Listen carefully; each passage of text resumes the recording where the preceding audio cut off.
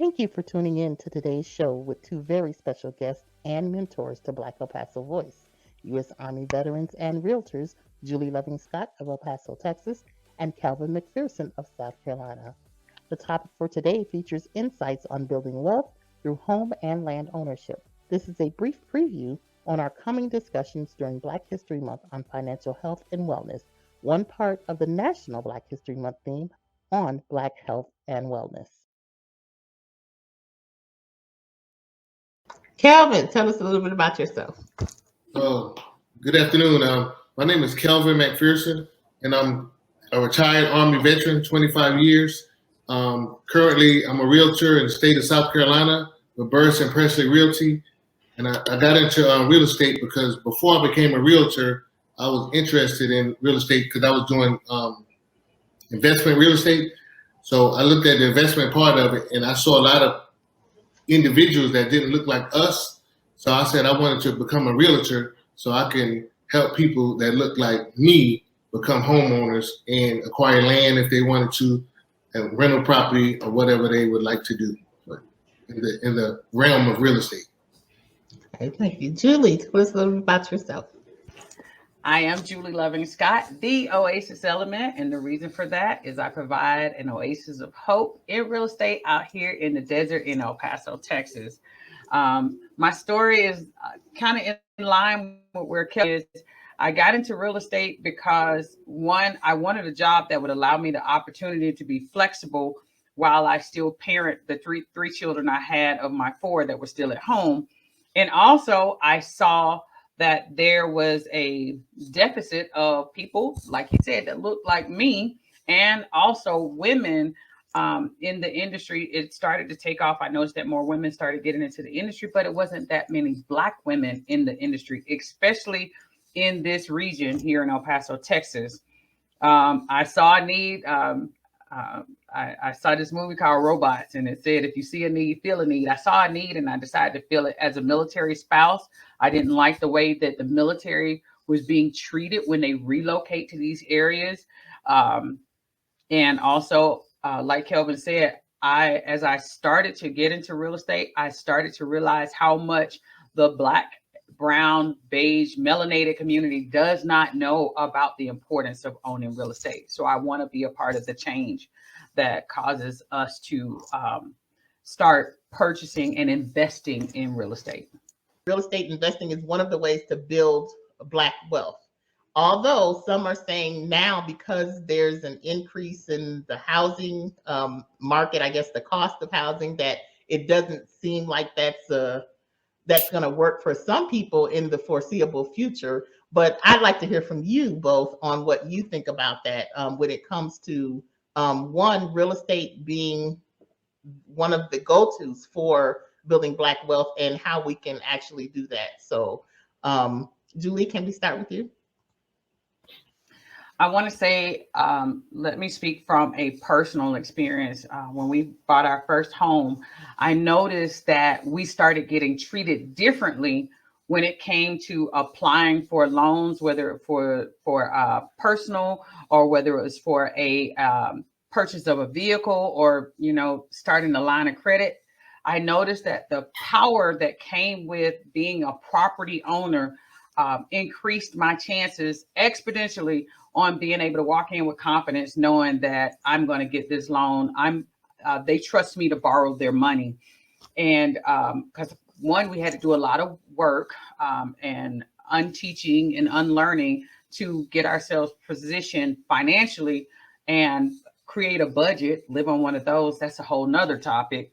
But once we got our credit together and were able to get approved for a home mortgage, like I said, I noticed that other things started to fall into place, and it was easier to do or be confident that I will hear yes because we were homeowners. I noticed that a lot of the processes of home ownership that is not taught in the Black community. I must give my mom a big shout out and pat on the back, because as she was learning, she was striving to teach us and give us information. And if she didn't give us anything else, she told us reading is important. I don't know all of the answers, but there's a book with the answer in it. And so when we bought our first home, there was a lot of mistakes made, but we did get a lot of things done right because we did own a home. And if you do not have the cash, you want to have leverage. And home ownership is leverage. That house is leverage. You hear about 2008, and I know it was a tragedy, but there's a lot to be learned from 2008. There were a lot of people that lost their home, not because they were put into a home that they couldn't afford. You had a lot of people that actually used their home, refinanced their home to pay for different things that were of value and that were not so valuable. So home ownership, like I said, I learned that it is leverage. I also learned that your voice is heard differently by elected officials when you are a property tax paying homeowner versus a renter.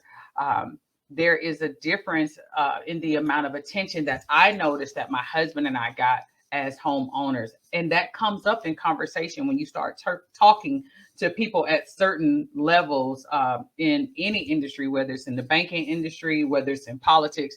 Home ownership or land ownership, property ownership has its privileges.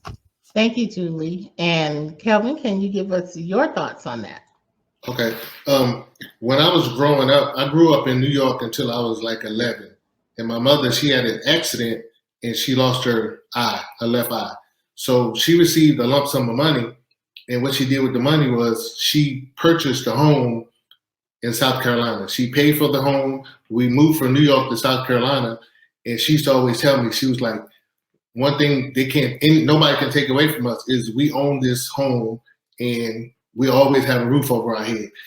And for some reason, it always stuck with me, like as I was growing up. So once I graduated high school and I joined the military, I always in the back of my mind, I was like, well, I want to own a home.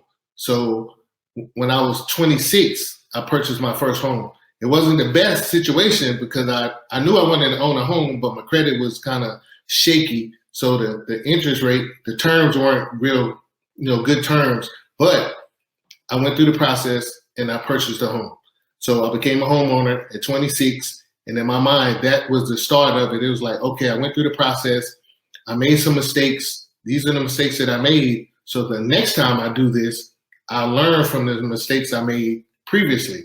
So that's what I did. So as I was moving from duty station to duty station, I would always try to purchase a home. So the first duty station was North Carolina, Fort Bragg. I purchased a home there. And then I ended up going to Virginia and I moved on base housing because I didn't realize that if you had a mortgage and you weren't renting the home, the mortgage still had to be paid. So we moved in on base housing to try to ease some of that burden. So I ended up selling that home, a learning lesson. So now moving along, it took me about another 5 years before I purchased another home, but I was in a totally different situation financially. And when I went to the table this time, I had, as Julie said, leverage because my credit was in the 800s. I understood what I did wrong the first time. So this time I had the knowledge and a better credit score, which gave me a better interest rate on the mortgage, and I understood the terms better. So as you go along, never be afraid a lot of people are afraid to purchase a home because they were taught homes are liabilities, or if you own a home, you have to do this, this, and this, all kind of different things, those myths that are stuck in our head from kids. But I will tell anyone, if you have an opportunity to purchase the home because time is your best friend. If you own the home over time, you will gain equity in the home, and that equity will be your best friend. What are your thoughts on the history of the hindrance and where that hindrance comes from? Now, we understand that there is, the racial wealth gap, and we understand that there have been issues when it comes to financial institutions kind of mistreating us financially when it comes to buying homes. So what are your thoughts on that, and what other hindrances do you see that there is when it comes to Black people and home ownership? Julie? When you talk about the hindrances and history, like you said, Kelvin did a perfect segue into my history. And my parents, my dad worked at Firestone for 15 years. My parents, I watched them go from rags to riches and from riches to rags.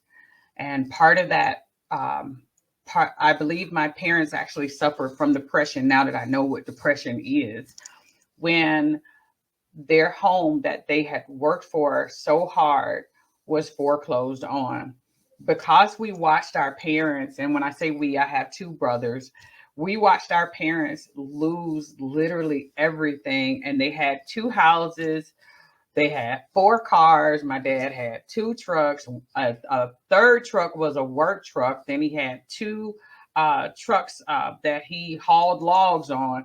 So we were in the upper middle class. But to see that Firestone closed, relocated to Columbus, Ohio, didn't take everybody with them. My parents chose not to go because they didn't want to be in that region. They took the severance pay, but the severance pay wasn't enough to sustain them. So again, history, we watched our parents literally lose everything. And because of that, after a conversation with my sister-in-laws, and then it triggered me to talk to my brothers, we all realized that we became afraid of owning a home because we never wanted to lose it, because we knew what we experienced, that sense of security that having a home provides for your children. And I do want to highlight that for parents who are sitting on the fence on whether or not they should continue to rent or purchase a home. Studies have been done to show that that sense of security actually causes your children's behavior to improve. It actually causes their grades to improve. I noticed that when my parents lost everything, we were the opposite of all those good things. Our attitude needs to be adjusted. We were very negative. I know I became extremely negative. My oldest brother was on the first thing smoking out of our hometown, which was the Marine Corps. When I graduated from high school, I was on the first thing that offered me an opportunity to get away from this place of pain. But I didn't know until I got married. And like I said, this came up with my sister-in-laws, my husband, and my brothers. We had a conversation, and we had to acknowledge that we never wanted to own a home. My husband grew up understanding, you need to own a home. You need to own a home. And I was like, no, you don't, just rent, let that be the landlord's problem. Anything happens, it's not our responsibility. It's the landlord. We can pay them. But it's nothing like having your own and the leverage that comes with that. So watching parents lose, I believe that's a hindrance. Our parents' lack of knowledge about some things, that's a hindrance. However, when I was growing up, there was this thing before social media, Google, Bing, and Siri, and Ask Google. There was this thing called a library that they still have them. I found out these dinosaurs still exist, and it's full of information about real estate, about how to leverage real estate, how to properly get involved in real estate, how to buy a home and avoid a lot of the first-time home buyer mistakes, how to properly choose a realtor to work for you. I want to work with everybody, but I accepted the fact that I'm not right for everybody. So that lack of knowledge, I believe that we can take that out of the equation now, because now knowledge is available at our fingertips. So the lack comes in on us acquiring the knowledge or taking the time to read or listen to the knowledge. So our hindrance, I feel, as a community, is that we are not putting in the work, which is the reading, the asking the questions, and having the conversation like what you're doing right now. Oh, great. And Kelvin? Yeah. So piggybacking off what Julie said, the fact that her family lost their home, right? A lot of people look at that as a bad thing. But when we look at generation and generation, if generations, not saying her family, but families before, would pass that information along saying, hey, this is what I did, but it didn't work out for me, but I did X, Y, and Z. So I'm going to pass that information to you so you don't make the same mistakes. Or, like she said with her brothers and sisters, you have to talk to children about stuff. Because back in the day, they were saying, you know, you had grown folks' business and children's business, but the family is kind of like a corporation. When we look at Walmart, when we look at Welch's grapes and all of these different things that we consume every day, those are families, right? When people look at it, they think it's a product, but those are families that created a product. So the same thing with real estate. When you sit down and talk to your children about your last name, it is a product and you should construct it like as a business. So if we take our missteps or our mistakes or losses and don't shy away from them or run and retreat and be like, well, I don't want nobody to know that I lost $100,000 on this deal. I don't want anybody to know that I lost my home or I was homeless. Then no, that information is not passed along. So the next generation does what? They repeat the same mistakes because you didn't tell them what you went through, and they're going through the same things. So my thing is with my daughter especially, I told her, you know, hey, when you graduate from college, you can stay here with me and save some money because I don't want to just thrust you out there into the world and you try to figure it out because I did that. But I was in the military, so I didn't have to worry about sleeping, eating, and all that other stuff. So back to the real estate thing, if we not so much as document, but if we pass on our missteps or our mistakes to our children or our cousins or whoever are in the position to be future home buyers, then they would sidestep a lot of those landmines and they wouldn't have to go through the same things that we went through, you know, acquiring our first homes. Monica, Well, yes. let me add this too. I don't know if Kelvin's a mind reader or what, but in 2008, when the crash happened, we already had our home on the market. But when the announcement came out about the potential, not it was in stone, but the potential of the bailout, Bank of America told us, because we were in the process of doing a short sale to prevent a foreclosure because we had been stationed at Fort Benning. And like Kelvin said, we were not prepared to hold on to a house for 3, possibly 6 months and pay on post housing and continue to pay for that mortgage. We knew we wanted to sell the home, but we had put our home on the market right before the crash. The crash happened. Then we had all these games being played with the military's income. And we talked to our realtor and our lender, and they told us to do a short sale to prevent a foreclosure. We did. We did all the paperwork, filled out that packet multiple times. And Bank of America told us, hold on, I know you have 3 buyers, but we want to see what the government's going to do. We lost those 3 buyers. And we were at the cusp of being put in for foreclosure. And what I took away from that loss was if you are a homeowner, you don't need 3 to 6 months of reserves for an emergency. You need 6 to 18 months of reserves for an emergency, because when national and international crises happen, i.e. the pandemic, we are still in a pandemic here at the end of 2021. And a lot of people don't recognize that, but we still have people that are able to do business. We got, I think right now we're at 14% of unemployment. But guess what Kelvin and I are still doing? We're still selling real estate because somebody has some money. Yeah. The 14% that did not, their parents didn't teach them how to prepare for this. And this is the pot talking to the kettle because I'm still learning. But I would tell anybody, whether you own a home now or plan to own one in the future, make yourself recession and crisis proof. You need 6 to 18 months of reserves, not just to be able to pay your mortgage, but what it costs you to run your household. And until then, hindrances, let's not buy another Gucci. Let's not buy another Louis Vuitton. Let's stop buying Air Jordans for a moment. Get some Skechers. They're comfortable anyways. our hindrances are a lot of times self-inflicted because we use our resources for things that are not of value.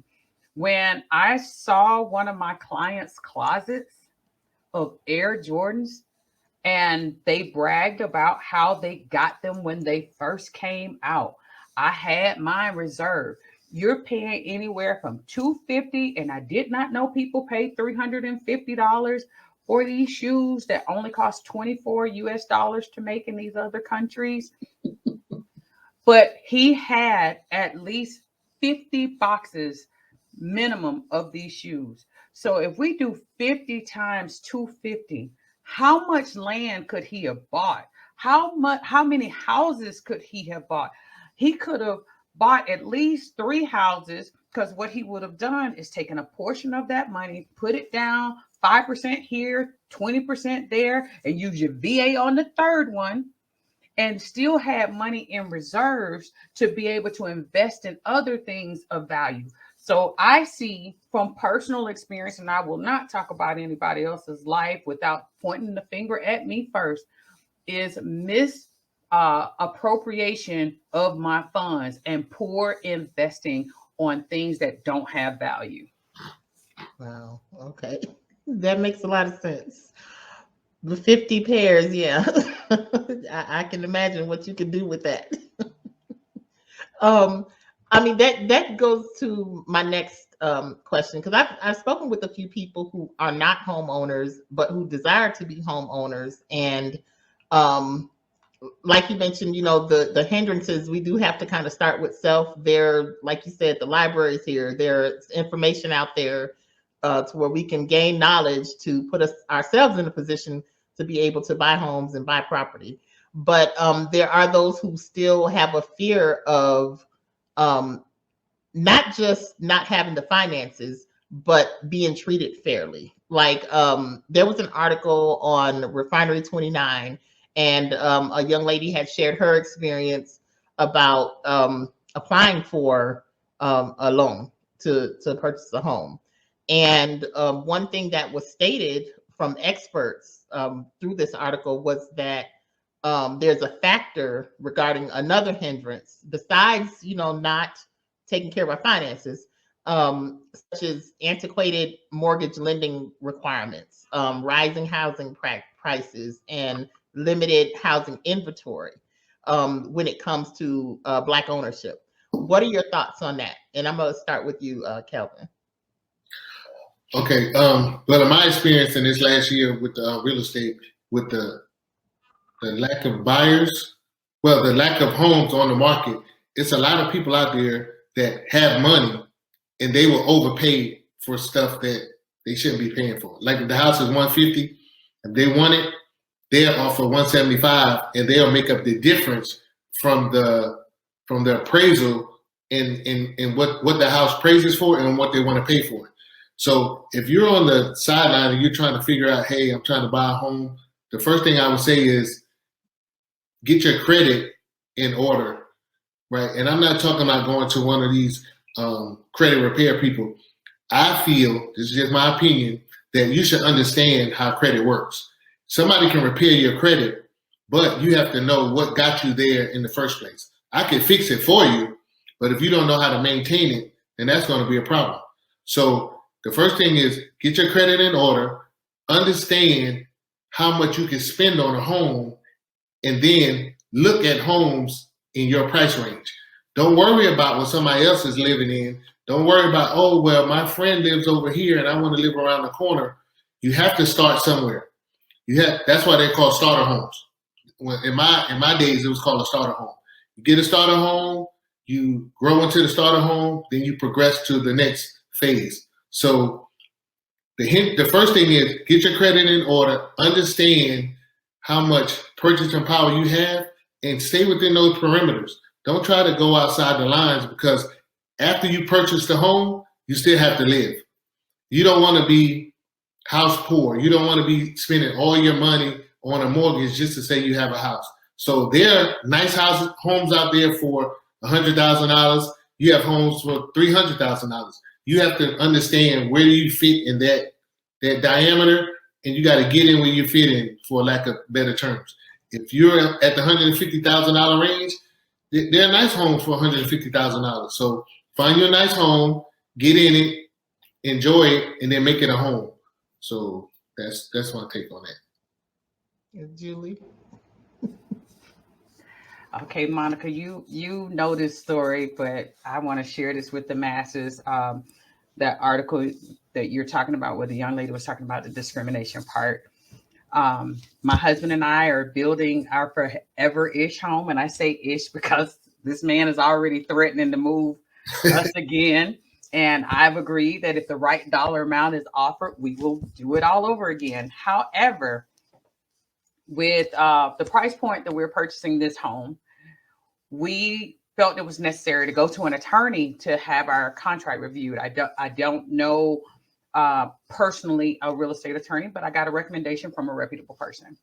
We go into the attorney's office and we show him the contract, and he looks at the dollar amount first, and he starts interrogating us. He said, "Do you really think you can afford a home at this price point?" Wow. I said, Yes, I do. And my husband looked at me. My husband's Jamaican. And he looked at me with no, he didn't just ask us that. I said, "It's okay, honey. This is to be expected." I'm from Southwest Georgia. And it's sad to say, but I understood this remark. And I'm willing to bet all kind of money that he didn't know that was a prejudiced remark, because of the industry's biases towards Black people or people with melanated skin. The automatic bias. I didn't ask you to approve my contract. I asked you to review it. I paid you. I didn't even just ask you. I paid you to review it so I could understand where it benefits me and what my options are in the contract. But instead, we get interrogated. And I let it go on for a few minutes. And then I said, "But if it'll give you comfort, here's my pre-approval letter. And we're approved for more than what this house is currently valued at." And believe it or not, the attorney looked and said, "Oh, so you're already approved." And then commenced with well, in our neighborhood, we had this one Black family, and they were my neighbor, and we became really good friends. And I was like, and my husband was just, I had to reach under the table, squeeze his leg, because I knew what was about to come out of his mouth may have caused some conflict. But when we got in our vehicle, my husband said, "Baby, that almost brought me to tears, that in this day and age, in 2021, that a white man would look at me and say to me, 'So you really think you can afford a house at this price point?'" And I told him, I said, until everybody's mindset changes, then this is going to happen. That's why in this industry, this is why I exist, to help my community, to help be the change that I want to see and take the stigma off of us, and to help us prepare. And like Kelvin said, not only am I a licensed realtor, but I am a nationally certified financial coach. And no, I did not just go online and pay $25 to get the certification. I actually had to take some strenuous courses. And this is my go-to book. The state of Texas wants you to be rich. I did not know this until I started looking. It's called Building Wealth. And in this book, the first thing they do is what Kelvin said. They show you how to handle your money. And then there's a section in here that talks about assets minus liabilities equal net worth. When my husband and I did this, and we found out how worthless we are, it gave us a different perspective, and we decided to handle our money different. And a budget is our friend. Know your credit and know how to handle your money, and stay open to learning about handling money. I love Wow. Go ahead, Kevin. I love it. Right. And that would definitely lead me into my question, well, not necessarily question, a conversation about the difference between income and wealth and people understanding that. Like, I know that, we'll get back to the conversation about the hindrances. But I think after people begin to hear from you about the difference between income and wealth and what we need to do about it, some of those hindrances will begin to go away, and then people will be able to reach out for those resources to put themselves in a position to be able to become homeowners. So when it comes to that, what is the difference between income and wealth? And both of you can respond to that, or one of you, but let us know so that everybody understands the difference between income and wealth. Look, I'm gonna just jump in, then I'll pass it to Julie. My definition is short. Income to me is what you earn. Wealth is what you own. So a lot of people make a lot of money, right? I know people that make a lot of money, but when it comes down to owning something, they don't own nothing. So they make money, but they own nothing. So are they wealthy? In some people's eyes, they seem like they got it going on because of what they drive in, but they driving the $100,000 car, but the guy that's driving the Hyundai is wealthy. But when you look at it perception-wise, you would think the opposite.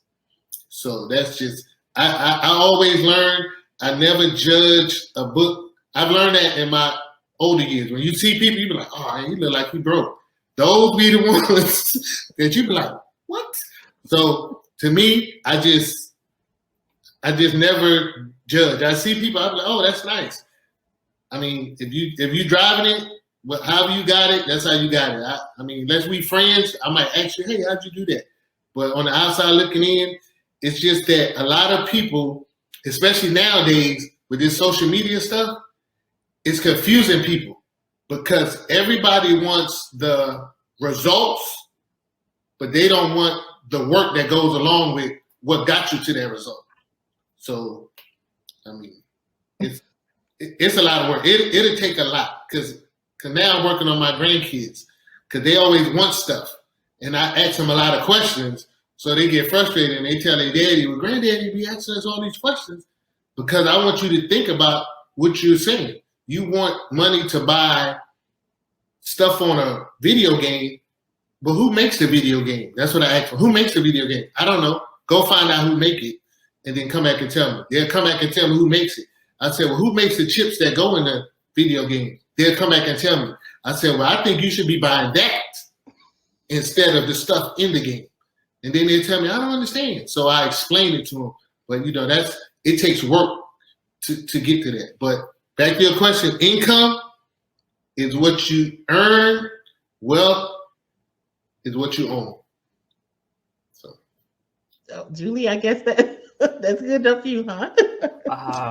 Again, that said it all. Yes, that's it. Because that goes back to that assets minus liabilities equal your net worth. Wealth is possession. And like Kelvin pointed out, just because you're pushing a $125,000 Bentley, like some people want to do, but when you find out that if you take that Bentley's retail value that depreciated by 50% the moment you sat your butt in it and drove it off the lot, so now it's a $50,000 vehicle, but your loan is still for the full $125,000, you are at a deficit. So you're actually worth less. That car is worthless to you, and it makes you worthless because when you go and apply for credit, the creditor is going to look at, you got a $2,000 a month payment on a car.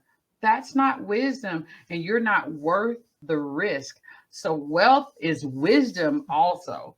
It's not just what you own, but it's the wisdom to own.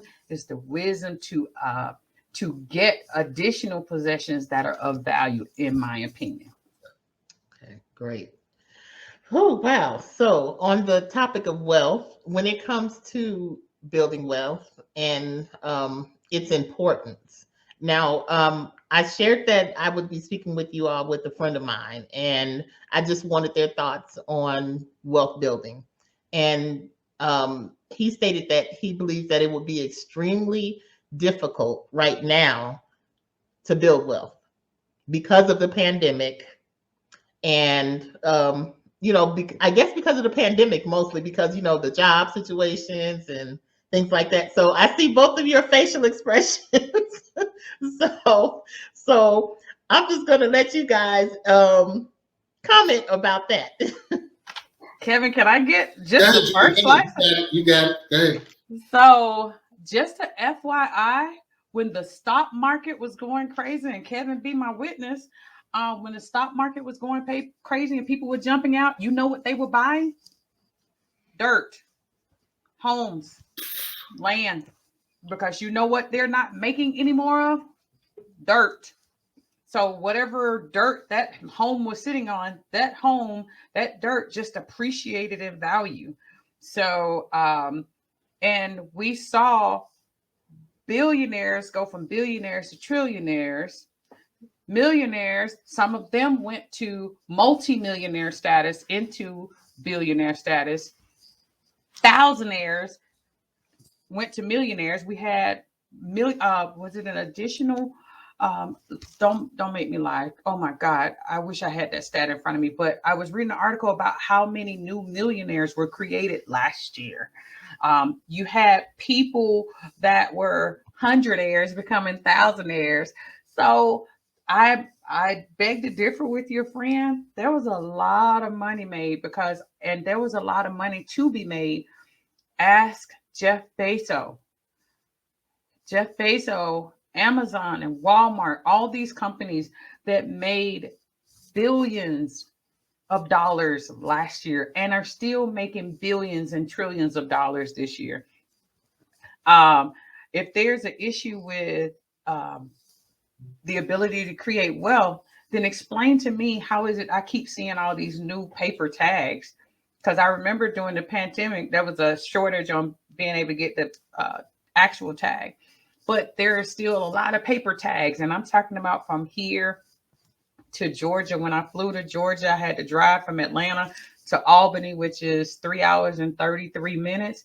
And I saw a lot of paper tags then. When I was driving back from Albany to Atlanta to fly out, I saw paper tags. So there's money. Now, the creating wealth, the wisdom to redirect our finances to possessions that are of value, that's where, in my opinion, still where the challenge lies. So there's money that is being made, but what we're doing with our money, that is what's hindering us from being able to create wealth.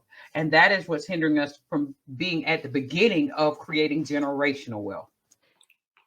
I don't think it's going to be difficult to create wealth. You just have to be creative. There are so many things out there now, especially with the pandemic. It forced a lot of people to realize that what they were doing, they were really underpaid at the job they were doing. So, for example, if you are a content creator and you work for a company, the company is paying you XYZ, but now they laid you off because of the pandemic, and then you go out and do it on your own, you realize that you were being underpaid. So it's a lot of vehicles to get to wealth. Depending on who you ask, everybody will probably give you a different answer. But what I can say is you have to find a vehicle that works for you, whether it be real estate, whether it's stocks and bonds, buying raw land, just buying the raw land and renting it out and let people farm it, and then they'll give you some of the crops that they grow on it. It's many ways to make money and to grow your wealth. In my opinion, if I can leave my children and my children's children in a better state after I'm gone, I just need to make sure I teach them how to take what I've given them and continue to make it grow. And that goes back to information. A lot of people don't have the information to maintain the wealth because it's certain things that they don't have privy to. Like, for example, if you ask most people, you own a home or you own property, how's it owned? It's in their name. If they pass away, and say, for example, you have a home that's worth $200,000 when you purchase it, but now it's worth $500,000. You pass away, it goes to your children. Now your children have to pay taxes on that $300,000 because the way you had it structured. If it would have been in a trust, it could have just transferred to them. They don't pay taxes on it. It continues to wealth, the vehicle going up. So my thing is, I think information is the key to growing wealth. And once you get the information, and like Julie said, it's in the books. If you read the book, it's in there. You just have to seek out the knowledge, figure it out, and you can do it. But the only thing is, if you don't know what questions to ask, how can you ask the question? So, you know, that's our problem. I want to build wealth, but I don't know what to ask you. So when you ask people, just like she said with the lawyer, he was like, oh, well, how do you do this? Do you think if she'd have went in there saying, hey, I want to do estate planning, he would have laid it out and said, hey, do this. He'd have been like, why do you want to do that? Why would you want to do that? Because they don't want you to know. So my thing is, you have to find you a circle, right, that's like-minded, that have other resources, reach out, pull them together, and get the information. It might take a while, but eventually we have the trust, we have the LLCs, we have the S Corps, we'll be structured. Once you structured, all you got to do is just put stuff in place and let it ride. Yes. Well, I'm glad we're having this conversation. I was speaking with Julie last week, I believe, and she mentioned the exact same thing you just did about the trust in the children. So that's what they get us. They take it all in taxes. So you got $300,000, they taking $2 for taxes. Now you back to like, oh my God. So, right. What are some ways that you can share with others on how to be cognizant of decreasing personal financial burdens in order to be on the road to building wealth? The first thing I would say is you have to know the difference between a need and a want. A lot of people get it confused with needs and wants. Something you want doesn't necessarily mean you need it, and you have to have a budget. You have to have a budget. You have to know how much money you're operating with, and you have to have a goal. So you take the money you're bringing in, you have a budget, and you establish some goals. That's what I'm doing for 2022. I'm sitting down, I'm going to make a plan, and I'm going to write down my goals, and I'm going to stick to them as much as I can. That's my plan. But if you don't have a budget or you don't have a plan, then you will never get anywhere. First, start with a budget. This is how much I'm making. This is where I want to be at the end of 2022. And then you devise a plan to get there. Whether it's like, hey, I want to save $1,200 by the end of 2022. I need to save $100. You need to figure out where in your budget that you have $100 going out that doesn't need to be going out, and figure out a way to hone it in and put it into savings. And you have to be disciplined. You can't worry about what everybody else is doing. Your plan is your plan. If that's your plan, stick to it. You can't just jump in and out. Oh, well, so-and-so is buying Bitcoin. So-and-so is buying land. So-and-so is buying apartment buildings, and you want to do everything. You have to have a plan. You have to build a foundation. Once you build the foundation, then everything else will come together. So have a plan, have a budget, have a goal, and have discipline, most of all. Right. Julie? Well, Monica, you know me. I got to go back to the book. Y'all, reading was not one of my strong points. I read because I have to. That's where I started at. But now I read because I want to. Because I want to learn more. My mom didn't know how to put it into a language that I understood. We found out at 35 that I learned a little differently, and I have to have purpose for whatever it is that I do. So I read on purpose now about these things. And like I said, this building wealth, if Monica wants to include the site, I'll be more than happy to provide it. If you want a physical book, give Monica your email address and I'll contact you and get one of these sent out to you for $3.99. And you know what? You are worth that investment to me. If I can help one person in one family changed the dynamics of understanding how to build wealth. And it goes back to what Kelvin said. It starts with a budget. We got to first understand what's coming in, what's going out, and why is it going out. We know why we work, but what is your real big why?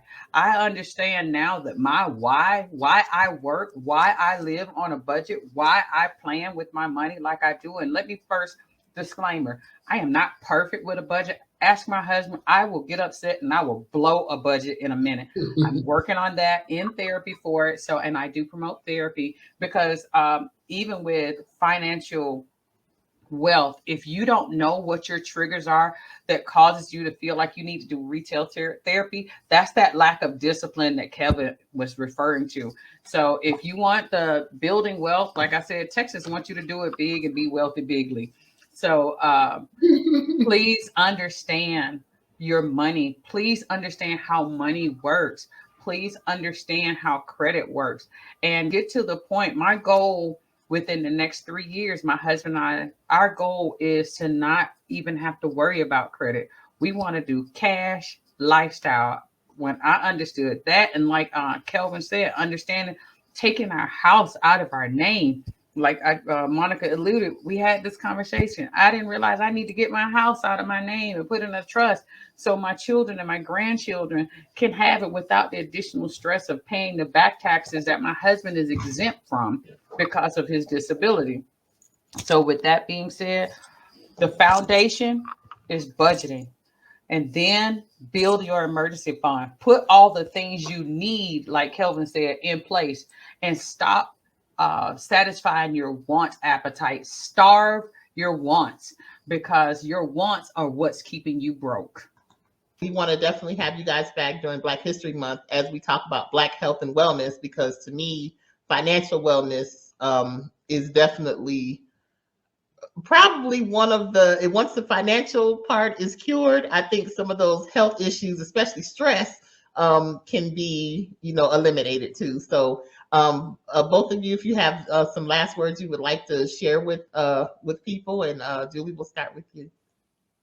Turn off the negative news, muzzle the people that's talking about it but not doing anything about it, muzzle the masses. I'm going into the rest of my life with muzzle the masses. And like Kelvin said, I am really working on getting into those small circles, and don't have just one circle of people, have multiple small circles of people that talk about the different areas of your life that you want to be healthy and well in.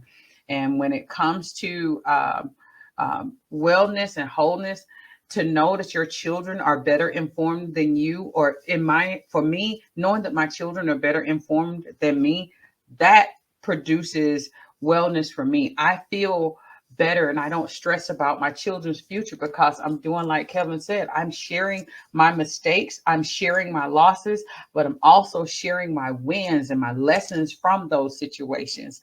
So I would say, small groups, small circles, talk to your children, talk to your community, and delete the constant negative news. Absolutely. And my thing would be stay focused on your goals. You have to do it for you. You can't do it for anybody else. You can get the information, but you have to form your plan that works for you. And like I was talking with my broker in charge the other day, and he always says it to us: opportunity of a lifetime only lasts the lifetime of the opportunity. Meaning, when you see an opportunity, it's not going to last forever. So you can't say, I'm going to do it next year, or I'm going to do it in 2023. You have to do it now. Time is not on our side. Everybody's getting older. Every day goes by, you're getting older. So you have to do it now.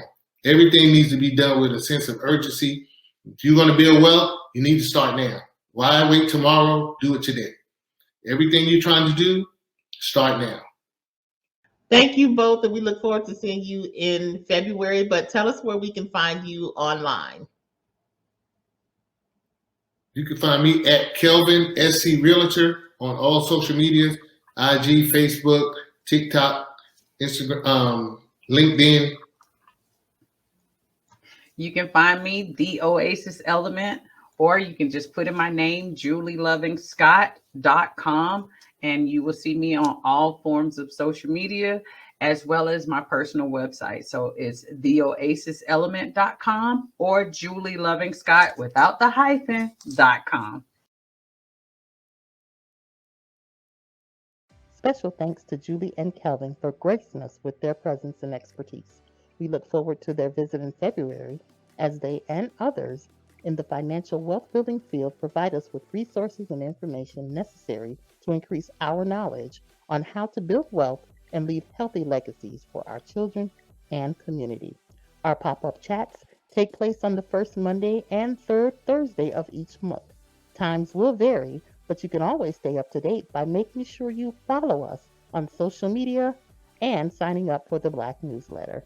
Also, tune in as we introduce you to some of our contributors for the Black newspaper and magazine.